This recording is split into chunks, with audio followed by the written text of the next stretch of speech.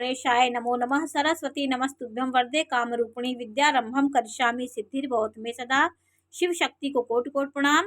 मेरे श्रोतागण, मैं आज आपको कुंडली में अस्त ग्रहों के बारे में जानकारी दे रही हूँ कि कौन से ग्रह कितनी डिग्री में सूर्य के साथ अस्त होते हैं। तो चंद्रमा यदि अस्त है, पीड़ित है, 6, 8, 12 में है, तो आपको क्या करना चाहिए और कितने डिग्री में सूर्य के साथ चंद्रमा अस्त हो जाता है, ये सब बारे में मैं आज आपको जानकारी दे रही हूँ कि चंद्रमा पीड़ित हो, अस्त हो, 6, 8, 12 में हो और सूर्य के साथ चंद्रमा जो होता है वो 12 डिग्री में अस्त हो जाता है। यदि 12 डिग्री का सूर्य के साथ चंद्रमा है तो वो अस्त हो जाता है।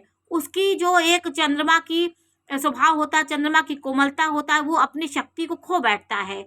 और सूर्य के साथ मंगल 7 डिग्री का है, उससे नीचे है, 7 डिग्री तक है तो वो अस्त माना जाएगा। सूर्य के साथ बुध 13 डिग्री पे अस्त हो जाता है। सूर्य के साथ बृहस्पति 11 डिग्री पे अस्त हो जाता है। सूर्य के साथ शुक्र 9 डिग्री पे अस्त हो जाता है। और सूर्य के साथ शनि 15 डिग्री पे 15 अंशों में वो अस्त हो जाता है। तो इन ग्रहों, ये ग्रह जो अस्त हो जाते हैं तो क्या फल देते हैं, उनके क्या उपाय करना चाहिए। अस्त ग्रहों को हम जब डिग्री देखते हैं तो डिग्री, कभी कभी आप देखिए हमारे ग्रह उच्च के हैं, अच्छे स्थान पे बैठे हैं, लेकिन वो अपना फल नहीं दे पाते। तो इसके लिए हमारे ग्रह, हमको अंश देखना चाहिए। अंश बल में वो कमजोर होंगे तो अपना वो शक्ति देने में, जो बृहस्पति का एक गुण होता है, वो अपने गुण को देने में सक्षम नहीं होते हैं। तो इन ग्रहों को हमको अंश भी देखना चाहिए कि अस्त तो नहीं है, हमारे 6, 8, 12 में नहीं है, राहु के साथ तो नहीं है ग्रह। तो ये ग्रह क्या फल देते हैं, इनका क्या उपाय करना चाहिए।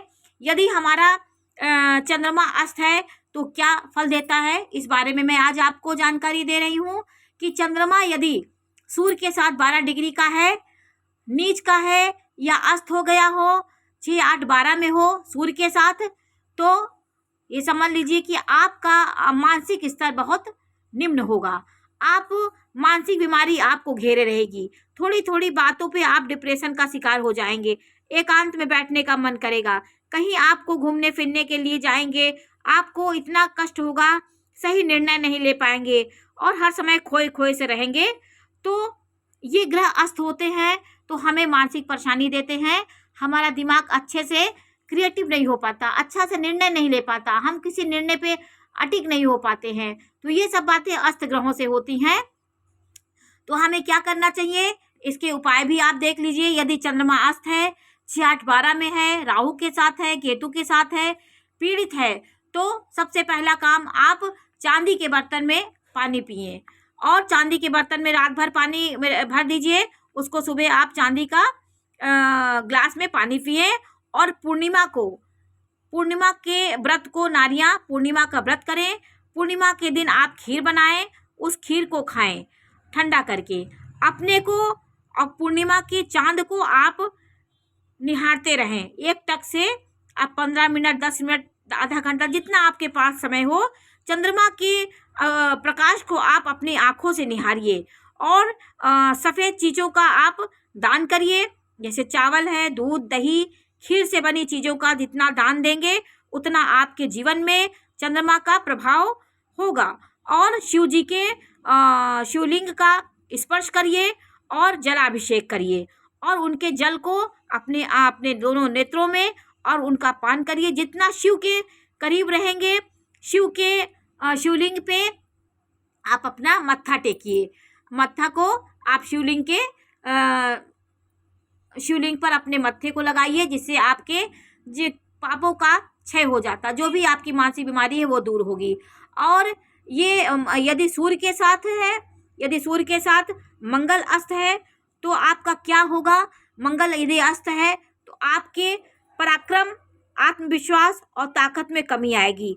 आप बुझे बुझे से रहेंगे, आपको थकावट महसूस होगी, आपको बहुत एक प्रकार से आप समझ लीजिए दुस्साहसी हो जाएंगे, आपको किसी कार्य में मन नहीं लेगा, साहस, आत्मविश्वास की आपके अंदर कमी हो जाएगी। जो सूर्य साहस, ऊर्जा, पराक्रम देगा, उससे आपके जीवन में उसके कमी आ जाएगी। और भाई बंधुओं से आपके संबंध अच्छे नहीं होंगे, आप आपराधिक भी हो सकते हैं।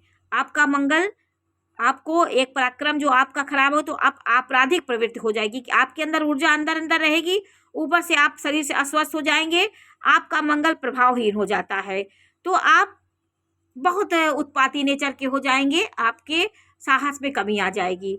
तो इस आप क्या उपाय करें, आप तांबे के बर्तन में जल भर के पिए और तांबे या सोने का कोई धातु धारण करें, हनुमान जी का उपासना करें, एक बत्ती एक सीधी दीपक जला करके, एक बत्ती का फूल बत्ती का दीपक जला के सीधी दीपक की एक लौ जलती रहे, उसके सामने बैठ के आप सुंदरकांड का, हनुमान चालीसा का पाठ करें तो आपका मंगल कहीं ना कहीं मजबूत होगा।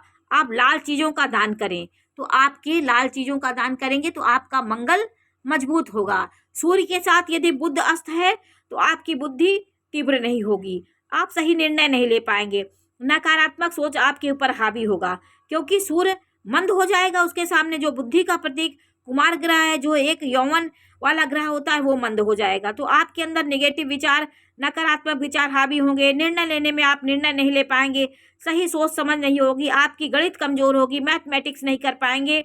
तो ये सब बातें बुध के अस्त होने पे आएंगी।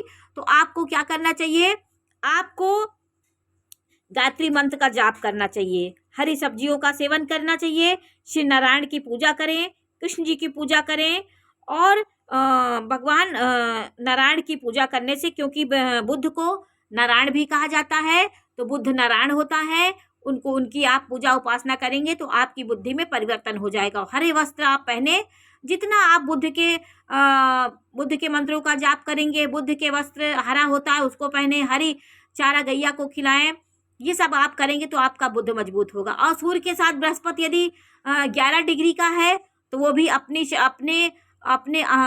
शक्ति से हीन हो जाता है। जो बृहस्पति के गुण है, जो परमार्जित ज्ञान है, ज्ञान देने का, निर्णय मंत्रणा देने की शक्ति जो होती वो अपने आप में कम हो जाती है। तो बृहस्पति अस्त होगा तो जीवन की आपकी शुभता नहीं रहेगी, तामसिक आप हो जाएंगे, आपके अंदर खराब चीज़ों की ओर आपका दिमाग जाएगा। आपके कहीं शुभ ग्रह अस्त हो गए तो आपके जीवन में निगेटिव ऊर्जा, आपकी उदासीनता आपके जीवन में हावी हो जाएगी, क्योंकि बृहस्पति खुशियों का देवता होता है, वो सूर्य के साथ अस्त हो गया तो आपकी शादी विवाह में परेशानी आएगी, पढ़ाई में आपको रुकावट आएगी, कोई काम करेंगे तो आपको बाधा आ जाएगी। तो बृहस्पति जब अस्त होता है तो ये सब बातें जीवन में आती हैं। तो अगर बृहस्पति अस्त है तो क्या करना चाहिए, आपको पेट ये जो खराब होगा तो आपकी पेट की समस्याएं आपके जीवन में आएंगी। तो ये चीज़ें, विवाह में आपके रुकावट आए, कोई काम करेंगे तो उसमें रुकावट आएगी, तो बृहस्पति खराब होगा तो ये सब चीज़ें आपके जीवन में होने लगती हैं। तो क्या करें, आपको सूर्य को जल चढ़ाना चाहिए, हल्दी मिलाकर आप केले के वृक्ष में जल चढ़ाएं, हल्दी डालकर नहाएं, पीला वस्त्र पहने, स्वर्ण धारण करें, बुजुर्गों की सेवा करें, ब्राह्मण पुजारियों साधु संतों की सेवा करें, उनका चरण स्पर्श करें, तो आपका बृहस्पति मजबूत होगा। बृहस्पति मजबूत होगा, पीले चीज़ों का आप दान दीजिए और बृहस्पतिवार का व्रत करेंगे तो आपका बृहस्पति ग्रह मजबूत होगा। उस दिन बृहस्पति की चीज़ों का आप दान करिए, जितना होते में सकारात्मक बनिए, पीला वस्त्र पहनिए और विष्णु भगवान की पूजा करिए, विष्णु नारायण का, लक्ष्मी नारायण का व्रत करें तो आपका बृहस्पति मजबूत होगा। शुक्र यदि आपके सूर्य के साथ शुक्र 9 डिग्री पर अस्त हो जाता है, यदि शुक्र अस्त है तो आप प्रसन्नता आपको नहीं आएगी, आप खुश नहीं रहेंगे, कहीं ना कहीं आपके जीवन में उदासीनता बनी रहेगी, आप दुखी रहेंगे, आप एक आकर्षण नहीं दिखेंगे, चेहरे में एक मलिनता दिखेगी आपकी, वैवाहिक जीवन का सुख नहीं मिलेगा आपको, व्यक्ति प्रभावशाली नहीं होगा, कहीं भी खड़ा होगा, जो एक प्रभाव होता है शुक्र का, एक आकर्षण होता है, चुंबकीय शक्ति होती है, उसमें कमी आती है। तो शुक्र अस्त होगा तो शुक्र का एक गुण होता है, जैसा पहले भी आपको मैंने बताया कि शुक्र से एक आकर्षण वाला ग्रह होता है जो आकर्षण देता है, उसके शुक्र की कमी होगी तो जीवन में उदासीनता, चेहरा आपका बुझा रहेगा, मलिन रहेंगे आप। तो ये सब चीज़ें शुक्र अस्त होता है तो जीवन में आता है। और इसको क्या करना चाहिए, यदि आपको मधुमेह रोग हो सकता है तो इनको मजबूत करने के लिए, शुक्र को मजबूत करने के लिए माता लक्ष्मी की आप आराधना करें, श्री सूक्त का पाठ करें, कनकधारा स्त्रोत का पाठ करें, अष्ट कुबेर अष्टलक्ष्मी का, ये सब आप अपने जीवन में जितना पाठ करेंगे उतना आपके शुक्र मजबूत होगा। और माताओं को आप खीर खिलाइए, माताओं को, माता के समान जो स्त्रियां, उनको आप खीर बना करके उनको दीजिए। और नियमित रूप से आप लक्ष्मी की उपासना करें, दही का सेवन करें, जितना हो सके आप दान दीजिए। तो आपके जीवन में सफ़ेद चीज़ों का दान करेंगे तो आपका शुक्र मजबूत होगा। वैवाहिक जीवन पर इसका नकारात्मक असर पड़ता है। शुक्र यदि राहु के साथ है, 6, 8, 12 में है, पीड़ित है, तो ये विवाह में परेशानी देता है। विवाह में 2-3 ग्रह हैं जो शुक्र हैं, बृहस्पति हैं, चंद्रमा है, इनके प्रभाव से विवाह जीवन में तकलीफ आती है। और सूर्य शनि के साथ 15 डिग्री का है तो अस्त हो जाता है। सूर्य के साथ शनि 15 डिग्री पर अस्त हो जाता है, अंशों पर वो अस्त हो जाता है। उस शनि का जो एक प्रभाव होता है वो नहीं दे पाता है।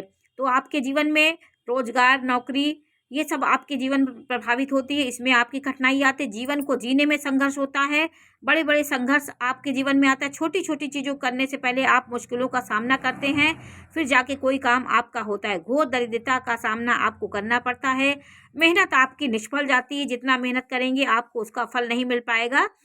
तो अगर शनि ग्रह आपका अस्त है, नीच का है, तो आप पीपल के वृक्ष में सरसों के तेल का दीपक जलाएं, शनि के मंत्रों का जाप करें, शनि उंगली में आप लोहे का छल्ला पहने, शाम को 108 बार शनि मंत्र का जाप करें, तो आपके संघर्ष में कहीं ना कहीं आपका संघर्ष दूर होगा और आपके शनि मजबूत होगा। आप हनुमान चालीसा का भी पाठ कर सकते हैं, हनुमान जी के करीब रहने से शनि प्रसन्न होते हैं। तो ये सब चीज़ें अस्त ग्रहों से होती हैं।